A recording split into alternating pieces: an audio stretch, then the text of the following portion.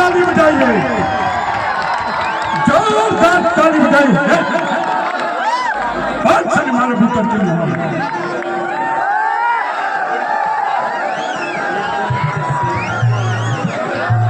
गंदगी नहीं, ईमानदारी से, ईमानदारी से। जोरदार ताली बजाइए शिल्पी राज के नाम पे। सुपरस्टार शिल्पी राज जी आ गई हैं, तनी जोरदार ताली बजा के इनका स्वागत करिए।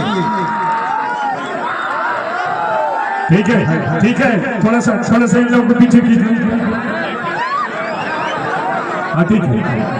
मेरे प्रिय भाई राजदरी देवदारी वाटर पार्क और रिसोर्ट के ऑनर श्री आकाश यादव जी, श्री जयप्रकाश यादव जी से मैं निवेदन करूंगा कि कृपया मंच पे आए। आप कलाकारों का सम्मान कर दीजिए।